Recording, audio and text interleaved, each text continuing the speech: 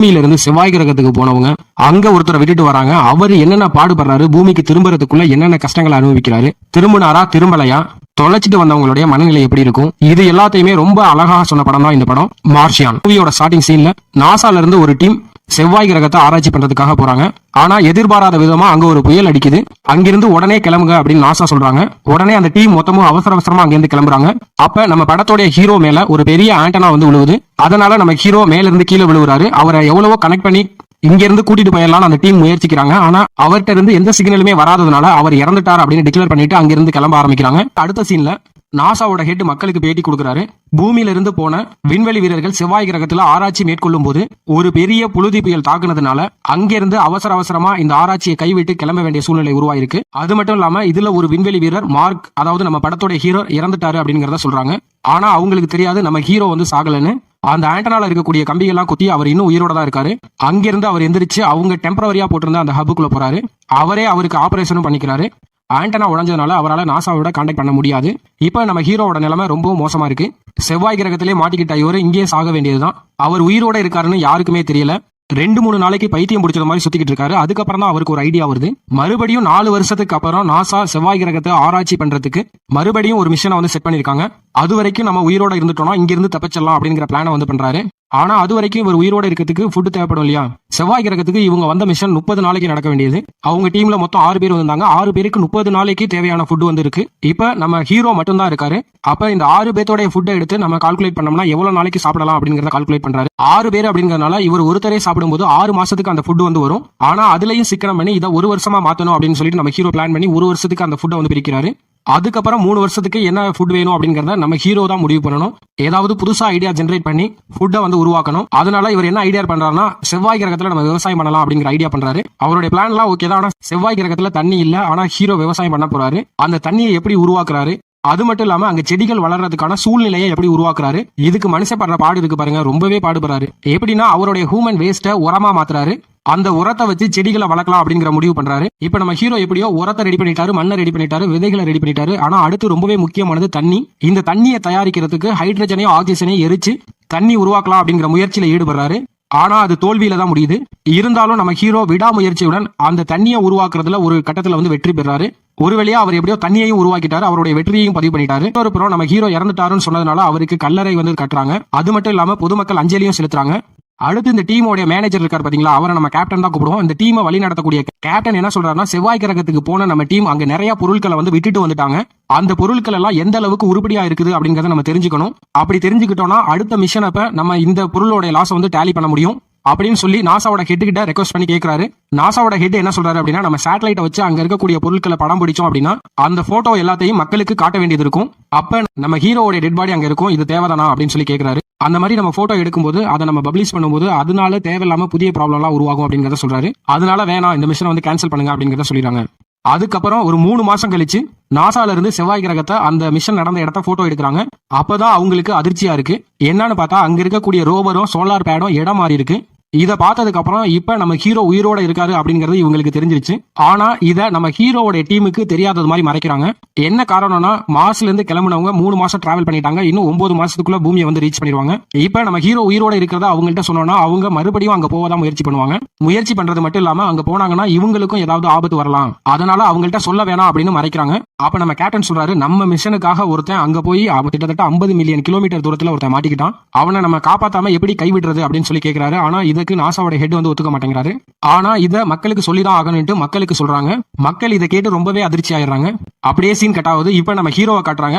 இப்ப நம்ம ஹீரோவுக்கு ஃபுட் ரெடி ஆயிருச்சு. அடுத்த பெரிய ப்ராப்ளம் என்ன அப்படின்னு பார்த்தோம்னா, பூமியில இருந்து வரக்கூடிய அடுத்த மிஷன்ல பார்ட்டிசிபேட் பண்றவங்க இறங்கக்கூடிய இடம் அவர் இருக்கக்கூடிய இடத்துல இருந்து 3200 கிலோமீட்டர் தூரத்துல இருக்கு. இப்ப அந்த இடத்தை எப்படி போறது அப்படிங்கிறது ஒரு பிரச்சனை. அது மட்டும் இல்லாம இப்ப அவர்கிட்ட இருக்கக்கூடியது ஒரே ஒரு பேட்டரி ரோவர் தான் இருக்கு. அது ஃபுல் சார்ஜ்ல 35 கிலோமீட்டர் வரைக்கும் தான் போகும்.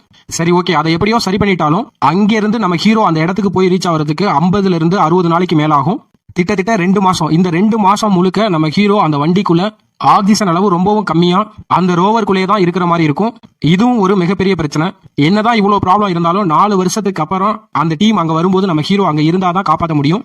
அதனால வேற வழி இல்லாம நம்ம ஹீரோ அந்த முயற்சியில இறங்குறாரு. இப்ப அங்க இருந்த எக்ஸ்ட்ரா பேட்டரி எல்லாம் எடுத்து வண்டியோடைய பேட்டரி கெப்பாசிட்டியை டபுளா மாத்துறாரு. ஆனா செவ்வாயில இன்னொரு மிகப்பெரிய பிரச்சனை இருக்கு. நைட்ல பார்த்தோம் அப்படின்னா ரொம்பவும் குளிரா இருக்கும், அதாவது உறைஞ்சு போற அளவுக்கு இருக்கும். அதனால வண்டியில இருக்கக்கூடிய ஹீட்டர் ஆன் பண்ணாருன்னா பேட்டரியோட லைஃப் வந்து பாதியா குறைஞ்சிரும். ஹீட்டர் ஆன் பண்ணல அப்படின்னா அவரு பனியில உறைஞ்சே இறந்துருவாரு. ஆனா நம்ம ஹீரோ பாத்தீங்க அப்படின்னா ரொம்ப புத்திசாலி.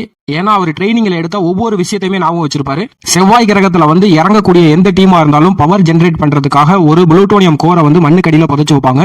அந்த புளூட்டோனியம் கோர் ரொம்பவுமே ஆபத்தானது. அதனாலதான் அதை மண்ணில் புதைச்சு வச்சிருப்பாங்க. அந்த கோர்ல இருந்து பயங்கரமான ஹீட் வந்து வெளியில வந்துகிட்டே இருக்கும். சோ அந்த ஹீட்டை யூஸ் பண்ணி இந்த குளூரை அடக்கலாம் அப்படிங்கறத முடிவு பண்றாரு. இந்த பிளானையும் சக்சஸ்ஃபுல்லா கம்ப்ளீட் பண்றாரு நம்ம ஹீரோ.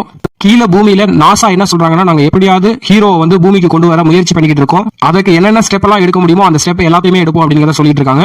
அது மட்டும் இல்லாம நாசா என்ன டிசைட் பண்றாங்கன்னா, நம்ம ஹீரோட ஆக்டிவிட்டிஸை வச்சு நம்ம அடுத்த மிஷன் எங்க இருக்கோ அந்த இடத்த நோக்கி தான் போய்கிட்டு இருக்காரு அப்படிங்கறத கண்டுபிடிக்கிறாங்க. ஆனா அது வரைக்கும் நம்ம ஹீரோ உயிரோட இருக்கிறதுக்கு இங்க இருந்து ஃபுட்டை அனுப்பலாம் அப்படிங்கிற முடிவுக்கு வராங்க. ஃபுட்டை வந்து ராக்கெட் மூலமா அனுப்பலாம் அப்படிங்கிற முடிவுக்கு வராங்க. ஆனா ஒரு ராக்கெட்டை ரெடி பண்றதுக்கு சராசரியா 9 மாதம் ஆகும். அதை வந்து எவ்வளவு ஃபாஸ்ட் பண்ண முடியுமோ அவ்வளவு ஃபாஸ்ட் பண்றாங்க. ரொம்பவும் குறிப்பா 3 மாசத்துக்குள்ள அந்த ராக்கெட்டை வந்து அனுப்பி ஆகணும் அப்படின்னு முடிவு எடுக்கிறாங்க. அதற்கான வேலையும் ஆரம்பிக்கிறாங்க. இப்ப கிட்டத்தட்ட 2.5 மாசம் முடிஞ்ச நிலையில நம்ம ஹீரோவை செவ்வாய் கிரகத்துல காட்டுறாங்க. இப்ப அங்க நம்ம ஹீரோ விவசாயம் பண்ணி அந்த விவசாயத்திலையும் எல்லாத்தையும் வந்து விளைய வைக்கிறாரு. அது அவருக்கு ரொம்பவே சந்தோஷமா இருக்கு. அந்த சந்தோஷத்துக்கு மேல இன்னொரு பிளான் பண்றாரு. எல்லாத்துக்கும் மேல பூமியில இருக்கவங்களோட நம்ம தொடர்பு கொள்ளணும், அதாவது நாசாவோட கான்டாக்ட் பண்ணணும் அப்படிங்கறத முடிவு பண்றாரு. முடிவு பண்ணி நம்ம ஹீரோ அவருடைய ரூட்டை வந்து சேஞ்ச் பண்றாரு. நம்ம ஹீரோக்கு பாத்தீங்கன்னா இப்போ ஒரு தோணுது, இத கீழே பூமியில இருந்து பார்க்கக்கூடிய நாசா ஏன் நம்ம ஹீரோ வந்து ரூட்டை மாத்துறாரு அப்படிங்கிற குழப்பத்துக்கு போறாங்க. அப்பதான் நம்ம கேப்டன் ஒரு விஷயத்தை யோசிக்கிறாரு. நம்ம ஹீரோ யோசிச்சது மாதிரியே இந்த கேப்டனும் யோசிக்கிறாரு. நம்ம ஹீரோ வந்து ஒரு அதிபுத்திசாலி அப்படிங்கிறது நம்ம கேப்டனுக்கு தெரியும். என்னன்னா இதுக்கு முன்னாடி செவ்வாய் கிரகத்தை ஆராய்ச்சி பண்ண வந்தவங்க அங்க ஒரு பழைய டெக்னாலஜில ரன் ஆகக்கூடிய பாத் ஃபைண்டர் அப்படிங்கிற டெக்னாலஜியை விட்டுட்டு போயிருப்பாங்க. இந்த பாத் ஃபைண்டர்ல கீழே இருந்துகிட்டே இங்க என்ன நடக்குது அப்படிங்கறத பார்க்க முடியும். ஆனா இந்த டெக்னாலஜி பாத்தீங்கன்னா ரொம்பவும் பழமையான டெக்னாலஜி. அந்த டெக்னாலஜியை தேடிதான் நம்ம ஹீரோ போறாரு. இதை புரிஞ்சுக்கிட்ட நம்ம கேப்டன் இந்த பழைய டெக்னாலஜி பூமியில இருக்கக்கூடிய இன்ஸ்டியூட்டுக்கு போறாரு. அந்த டெக்னாலஜி இருக்கக்கூடிய இன்ஸ்டியூட்ல வந்து அவரும் அந்த பழைய டெக்னாலஜியை வந்து ரெடி பண்றாரு. அது மட்டும் இல்லாம அந்த டெக்னாலஜி எப்படியாவது கனெக்ட் பண்ண முடியுமான்னு ட்ரை பண்ணிட்டு இருக்காரு. சக்சஸ்ஃபுல்லா நம்ம கேப்டன் கனெக்டும் பண்றாரு. ஆனா இதுல ஒரு மிகப்பெரிய பிரச்சனை இருக்கு. என்னன்னா அங்க இருக்கக்கூடிய கேமராவை ரொட்டேட் பண்ண முடியும், லோ குவாலிட்டியில ஒரு போட்டோ எடுக்க முடியும். இது ரெண்ட தவிர வேற ஒரு கம்யூனிகேஷன் எதையுமே பண்ண முடியாது. இதுக்கும் நம்ம ஹீரோ புத்திசாலித்தனமா ஒரு ஐடியா பண்றாரு. என்னுடைய சிக்னலை ரிசீவ் பண்றீங்களா அப்படின்னு ஒரு கொஸ்டின் கேட்டு எஸ் ஆர் நோ அப்படிங்கிற போர்டை வந்து வைக்கிறாரு. இப்ப கேமரா எந்த பக்கம் திரும்புதோ அதுதான் ஆன்சர் அப்படிங்கிற ஒரு விஷயத்தை வந்து நம்ம ஹீரோ வந்து பண்றாரு. கீழே நாசால இருந்து அவங்களும் எஸ் அப்படிங்கிற பக்கத்துக்கு கேமராவை திருப்புறாங்க. இப்ப நம்ம ஹீரோவுக்கு ரொம்பவும் சந்தோஷம். ஆனா அந்த சந்தோஷம் பெருசா இல்ல. ஏன்னா இப்படியே ஒவ்வொரு கொஸ்டினா கேட்டு எப்ப பேசி முடிக்கிறது. இதுல ஆல்பாபெட்டும் யூஸ் பண்ண முடியாது. ஏன்னா 26 லெட்டரா காமிக்கிறதுக்குள்ள அவங்களுக்கு கன்வே பண்ண முடியாது. இப்பதான் நம்ம ஹீரோவுக்கு இன்னொரு ஐடியா வருது. ஆக்சி டெசிமல் அப்படிங்கிற ஒரு டேபிள வந்து யூஸ் பண்றாரு. அதுல இருக்கக்கூடிய கோட்ஸ் படி வச்சு பார்த்தோம்னா ஈஸியா ஒரு வேர்டை வந்து உருவாக்க முடியும். அந்த ஐடியாவை நம்ம ஹீரோ ட்ரை பண்றாரு. இந்த டேபிளோட உதவியோட முதல் வார்த்தையை வந்து நம்ம ஹீரோ அனுப்புறாரு. அது மட்டும் இல்லாம நம்ம ஹீரோவுக்கு கீழே நாசால இருந்து அவங்க அனுப்புறாங்க. அதுக்கு நம்ம ஹீரோவும் ஆன்சர் பண்றாரு. அப்புறம் இதே மெத்தடை யூஸ் பண்ணி அந்த ரோவர்ல இருக்கக்கூடிய சிஸ்டம்ல சில கோடிங்களை வந்து மாத்துறாங்க. கோடிங் எல்லாத்தையும் மாத்தி எப்படியோ ஒரு வழியா மெசேஜ் பண்ணக்கூடிய ஃபியூச்சரை வந்து அதுல ஜெனரேட் பண்றாங்க. திட்ட 5 மாசம் கழிச்சு முதல் தடவையா நம்ம ஹீரோ பூமியோட கான்டாக்ட் பண்றாரு. பூமியில இருந்து நாசா நாங்க உங்களை கண்காணிச்சுக்கிட்டே தான் இருக்கோம் அப்படிங்கறத வந்து சொல்றாங்க. உங்களுக்கு தேவையான ஃபுட் வந்து சீக்கிரமா அங்க வந்து ரிசீவ் ஆகும் அப்படிங்கறதையும் சொல்றாங்க. இந்த ஃபுட் வந்து உங்களுக்கு அடுத்த 4 வருஷத்தை தாக்கு பிடிக்கிற அளவுக்கு நாங்க அனுப்பி வைக்கிறோம் அப்படிங்கறத சொல்றாங்க. அதுக்கு நம்ம ஹீரோ சொல்றாரு ரொம்ப தேங்க்ஸ் அப்படின்னு சொல்றாரு. அதுக்கப்புறம் நம்ம ஹீரோ கேட்கிறாரு, எங்க டீமுக்கு நான் உயிரோட இருக்கிறது தெரியுமா, சொல்லிட்டீங்களா அப்படின்னு சொல்லி கேட்கிறாரு. கீழே பூமியில இருக்கக்கூடிய எல்லாருமே வந்து தயங்குறாங்க. அதுக்கப்புறம் நாங்க சொல்லல அப்படிங்கறதையும் சொல்றாங்க. இந்த சொல்லலங்கிறத பார்த்த நம்ம ஹீரோ செம்ம கோவம் அடைறாரு. கோவம் அடைஞ்சு வாய்க்கு வந்தது எல்லாத்தையுமே திட்டுறாரு. லைவ்ல இருக்காரு அப்படிங்கறத மறந்து கூட பாத்தீங்க அப்படின்னா அவருக்கு ஏகப்பட்ட கடுப்பு இருக்கு. அதனால வாயில வந்த எல்லாத்தையுமே சொல்லி திட்டுறாரு. இதனால வேற வழி இல்லாம இப்ப நாசா அவங்க டீமுக்கு வந்து அதை இன்ஃபார்ம் பண்றாங்க. நம்ம ஹீரோ உயிரோட இருக்காரு அப்படிங்கறத அவர் டீமுக்கு வந்து இன்ஃபார்ம் பண்றாங்க. இதை கேட்ட நம்ம ஹீரோடைய டீம் ரொம்பவுமே வருத்தப்படுறாங்க. நம்மளுடைய ஃப்ரெண்டை நம்மளுடைய டீம்மேட்டை இப்படி விட்டுட்டு வந்துட்டோமே அப்படின்னு. இது எல்லாமே ஏன் தப்பு தான் அப்படின்னு சொல்லிட்டு கேப்டன் ரொம்ப ஃபீல் பண்ணி சொல்லிட்டு இருக்காரு. இப்ப நாசா என்ன முடிவு பண்றாங்கன்னா, நம்ம ஹீரோவுக்கு எவ்வளவு சீக்கிரமா ஃபுட் அனுப்ப முடியுமோ அவ்வளவு சீக்கிரம் அனுப்பணும் அப்படிங்கறத முடிவு பண்றாங்க. இதுக்கு கிட்டத்தட்ட 3 மாசம் ஆகும். அது மட்டும் இல்லாம அங்க போய் ரீச் ஆகிறதுக்கு 8 மாசம் ஆகும். அது வரைக்கும் நம்ம ஹீரோ அங்க தாக்கு பிடிச்சிருவான். அதனால இந்த ஃபுட் அனுப்புற ப்ராசஸை வேகப்படுத்துவோம் அப்படிங்கறத சொல்றாங்க. அப்படியே அங்க சீன் கட் ஆகுது. அடுத்து நம்ம ஹீரோவை காட்டுறாங்க. நம்ம ஹீரோ அங்க நடந்த ஒரு சின்ன தப்புனால அவர் தங்கி இருந்த அந்த இடமே ஃபுல்லா வெடிக்குது. கிட்டத்தட்ட அவர் இறந்து திரும்பவும் உயிர் பழைக்கிறாரு. அவருடைய ஹெல்மெட்ல இருக்கக்கூடிய கண்ணாடி கூட உடைஞ்சிரும். அதுக்கு டேப் போட்டு அந்த கண்ணாடியை வந்து சரி பண்றாரு. நம்ம ஹீரோ எவ்வளவோ முயற்சி பண்ணி கொஞ்சம் கொஞ்சமா கஷ்டப்பட்டு செஞ்ச முயற்சிகள் அனைத்துமே வீணாயிருச்சு. இப்ப நம்ம ஹீரோவுக்கு அந்த ஃபுட் வந்து கிடைக்கிறதுக்கு டிலே ஆகும் அப்படிங்கறதுனால அவர் ஒரு நாளைக்கு சாப்பிட வேண்டிய ஃபுட்டை 3 நாளைக்கு அதுவும் ஒரு வேளை தான் சாப்பிட முடியும் அப்படிங்கறத நாசா சொல்லுது. அதுக்கு ஏற்றது மாதிரி நம்ம ஹீரோவும் அவருடைய ஃபுட்டை வந்து பிரிச்சு வைக்கிறாரு. பிரிச்சு வச்சுட்டு அவர் எடுக்கக்கூடிய ஃபுட்டோட அளவையும் கம்மி பண்ணிக்கிறாரு. இந்த மாதிரி ஆனதுனால நாசா அவருடைய ஃபுட் சப்ளை லான்ச்சை அவசரமா பண்றாங்க. ராக்கெட்டும் கிளம்பி மேல போகுது. ஆனா எதிர்பாராத விதமா அது வெடிச்சு கீழே விழுந்துருது. இந்த ராக்கெட் லான்ச் வந்து கேன்சல் ஆயிருது. இப்ப நாசா அவங்கள்ட்ட எந்த ஒரு ராக்கெட்டும் இல்லாம கஷ்டப்படுறாங்க. இந்த நிலைமையில சைனா நாங்க ராக்கெட் தரோம் அப்படின்னு உதவிக்கு வராங்க. நீங்க அந்த ராக்கெட்டை வந்து அவருக்கு அனுப்புங்க அப்படின்னு சொல்றாங்க. இந்த டைம்ல தான் ஏரோடைனமிக்ஸ்ல ஒர்க் பண்ணக்கூடிய ஒரு ஸ்டூடெண்ட் ஒருத்தன் ஒரு ஐடியாவை வந்து கொண்டு வரான். அது என்ன ஐடியானா, நம்ம ஹீரோட டீம் செவ்வாய் கிரகத்துல இருந்து ஆல்மோஸ்ட் பாதி தூரத்துல இருக்காங்க. கிட்டத்தட்ட பூமிக்கும் செவ்வாய் கிரகத்துக்கும் நடுவுல டிராவல் பண்ணி வந்துகிட்டு இருக்காங்க. செவ்வாய் கிரகத்து வரைக்கும் நம்ம ஃபுட் சப்ளை அனுப்பணும் அப்படின்னா ரொம்ப கஷ்டமான விஷயம் தான். ஆனா இந்த ஸ்டூடெண்ட் வேற ஒரு ஐடியா வச்சிருக்கான். சுமாரா நம்ம பூமியில இருந்து செவ்வாய் கிரகத்துக்கு போறதுக்கு 1 வருஷம் ஆகும். நம்ம ஹீரோட டீம் ஆல்மோஸ்ட் பார்த்தோம் அப்படின்னா 6 மாசத்துக்கு மேல டிராவல் பண்ணி வந்துகிட்டு இருக்காங்க. அவங்க இன்னும் 4-5 மாசத்துல பூமியை வந்து ரீச் பண்ணிடுவாங்க. அவங்களுக்கு நம்ம இப்போ ஒரு ஃபுட் சப்ளை, அதாவது 2 வருஷத்துக்கு தேவையான உணவை ராக்கெட் மூலமா அவங்கள்ட்ட அனுப்பணும் அப்படின்னா அவங்க அதை வாங்கிக்கிட்டு திரும்ப 7 மாசத்துலயே 8 மாசத்துலயே செவ்வாய் கிரகத்தை அடைஞ்சிருவாங்க. செவ்வாய் கிரகத்துல இருக்கக்கூடிய நம்ம ஹீரோ அங்க இருக்கக்கூடிய ஒரு பழைய ராக்கெட்டை யூஸ் பண்ணி ஸ்பேஸுக்கு வந்து வர சொல்லலாம். அப்படி அவர் ஸ்பேஸுக்கு வரும்போது அவரை அப்படியே மேலேயே கேட்ச் பண்ணி அவரை சேவ் பண்ணிட்டு அங்கிருந்து புறப்பட்டு திருப்பி 1 வருடத்துல நம்ம பூமியை வந்து ரீச் பண்ணிடலாம் அப்படிங்கிற பிளானை இந்த ஏரோடைனமிக் ஸ்டூடெண்ட்ஸ் வந்து சொல்றான். இந்த பிளான் ஒர்க் அவுட் ஆகும்னு எல்லாருமே நம்புறாங்க. ஆனா நாசாவோட ஹெட் நான் இதுக்கு ஒத்துக்க மாட்டேன். ஏன்னா அந்த ஒரு ஆளுக்காக இன்னும் இருக்கக்கூடிய 5 பேரை வந்து நம்ம அனுப்பணுமா, அவங்கள வந்து வாழ்க்கையில வந்து விளையாட முடியாது அப்படிங்கறத வந்து சொல்றாரு. அங்கிருந்து வரக்கூடிய நம்ம ஹீரோட டீம் விரைவில் 4 மாசத்துக்குள்ள பூமியை வந்து ரீச் பண்ணிடுவாங்க. அது மட்டும் இல்லாம அவங்களுக்கு வேற எந்த விதமான கமிட்மெண்ட்ஸையும் கொடுக்க கூடாது அப்படிங்கிற முடிவை எடுக்கிறாரு.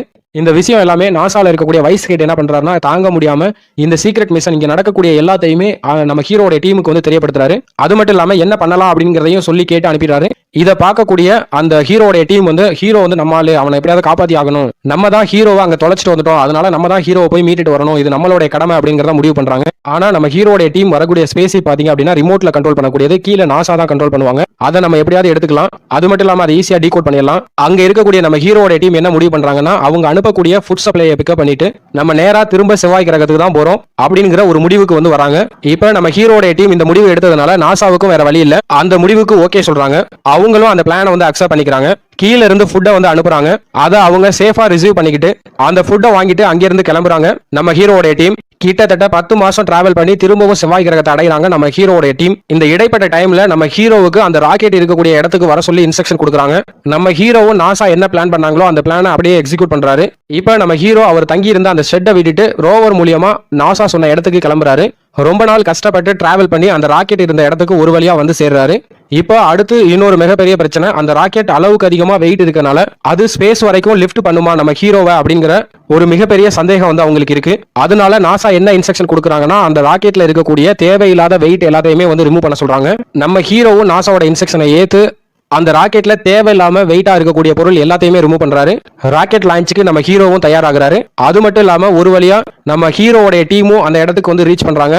அவங்களுடைய கால்குலேஷன் படி செவ்வாய் கிரகத்துல இருந்து நம்ம ஹீரோ மேல வரும்போது ரெடியா இருந்து நம்ம ஹீரோவை கேட்ச் பண்ணிட்டு அப்படியே அவங்க திரும்ப பூமிக்கு வர்றதுதான் அவங்களுடைய பிளான். ஆனா இங்க என்ன நடக்குதுன்னா, செவ்வாய் கிரகத்துல இருக்கக்கூடிய வெலாசிட்டி சேஞ்ச் ஆகுறதுனால அவங்களுடைய பிளான் மொத்தமா மாறுது.